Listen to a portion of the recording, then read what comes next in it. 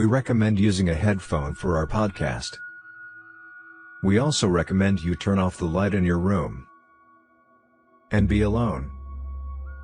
It will give you the best experience through the paranormal universe.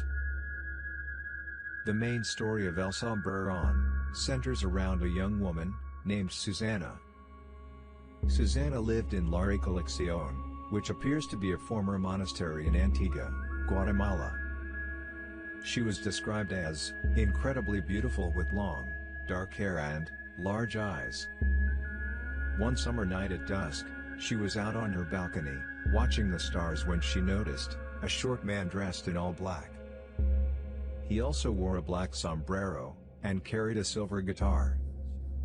He stopped beneath her balcony and began to play that guitar and sing up to where Susana stood on the balcony. She began to fall under some sort of spell, which was broken when her mother called out to her. The man vanished, but did not stay gone. He began to appear before Susana everywhere she went, and she could not stop thinking of him. Every time she ate, she found soil in her food. She could not eat, lost weight, and her mental health suffered. Eventually, her mother chopped her beautiful long hair off.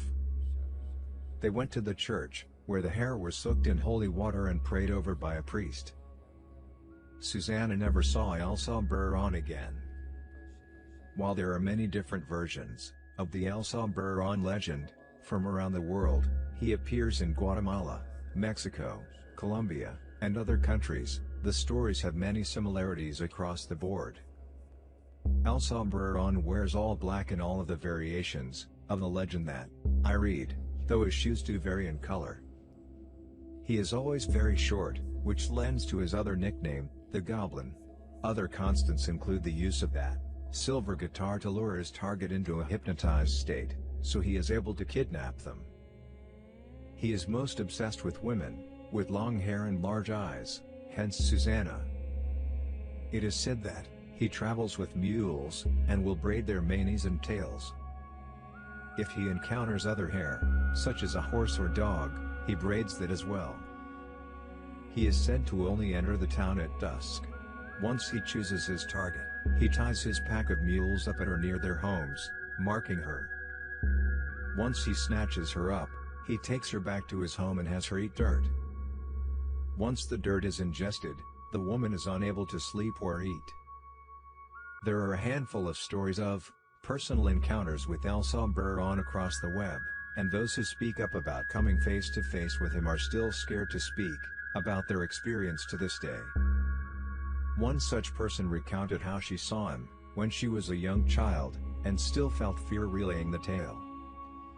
Online comments share family stories as well, of uncles seeing El Sombrerón saunter by paying them no mind, of seeing El Sombrerón moving through far-off shadows, of young women being told to keep their hair in braids lest El Sombrerón gets them.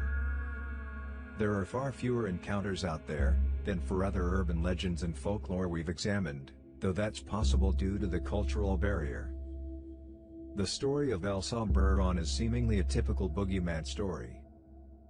It warns young women to be wary of men who speak to them at night, especially those men that use flashy tricks, such as music, to lull them into a false sense of security. The fact that El Sombrerón wears such a large hat in all black also hints at a need for concealment, which serves as a warning to women. Again, this legend is a warning to women specifically, to be wary of men who hide in their true intentions. Black is also a color that typically does not have positive connotations. Beyond its functionality to assist El Sombrerón in slipping between shadows at dusk, I don't think it is too much of a stretch to point out that black often symbolizes the underworld or bad luck as well. And, as a boogeyman, El Sombrerón represents things that go bump in the night, murderous men and dangerous demons alike. Thank you for watching. We upload new episodes every other day. Subscribe to join the haunted journey.